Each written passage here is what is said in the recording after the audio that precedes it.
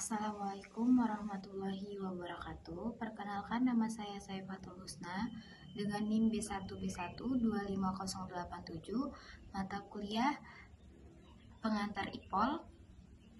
Dosen pengampu saya yaitu Ibu Suci Rahmadani. Di sini saya akan membahas mengenai topik demokrasi. Di sini sebelumnya saya akan menjelaskan apa itu demokrasi. Demokrasi adalah sistem pemerintahan di mana kekuasaan berasal dari rakyat, baik secara langsung maupun melalui perwakilan. Konsep ini telah dikembangkan oleh berbagai tokoh politik dari filsuf sejak zaman Yunani kuno. Namun dalam konteks modern, demokrasi seringkali melibatkan prinsip-prinsip seperti hak suara, perlindungan hak asasi manusia, dan pemerintahan yang akuntabel. Contoh demokrasi di Indonesia, di mana Indonesia adalah negara demokrasi konstitusional dengan sistem presidensial, di mana kekuasaan berasal dari rakyat melalui Undang-Undang Dasar 1945. Nah, di sini saya akan membacakan contoh dari tokoh yang sudah saya bicarakan sebelumnya, yaitu tentang musyawarah dan perwakilan dalam DPR atau MPR. Ini menggambarkan teori Soekarno tentang demokrasi yang dipimpin oleh kebijaksanaan.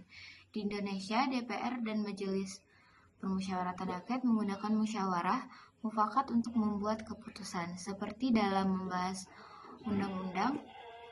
Contohnya yaitu proses amandemen Undang-Undang Dasar 1945 yang melibatkan diskusi luas antara perwakilan rakyat yang menekankan partisipasi kolektif dan menghindari tirani mayoritas sesuai dengan pemikiran Aristoteles.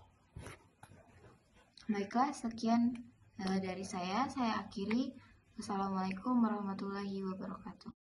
Nah, jadi kita ambil salah satu tokoh, Soekarno, yaitu tokoh Indonesia yang pada tahun 1901 sampai 1970.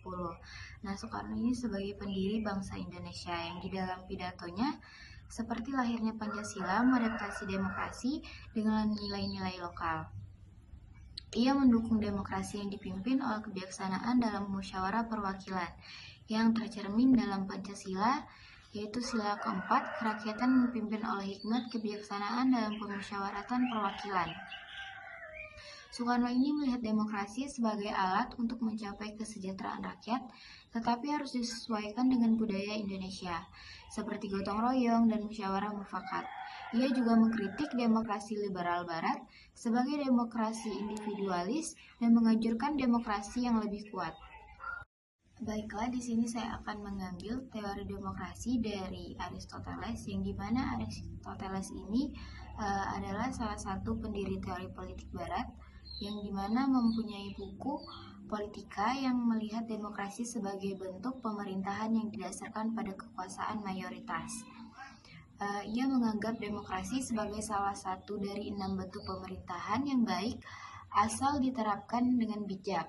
Namun Aristoteles memperingatkan risiko tirani mayoritas di mana kelompok besar bisa menindas minoritas. Menurutnya, demokrasi ideal harus mencakup partisipasi rakyat yang luas dan campuran elemen aristokrasi atau pemimpin yang bijak.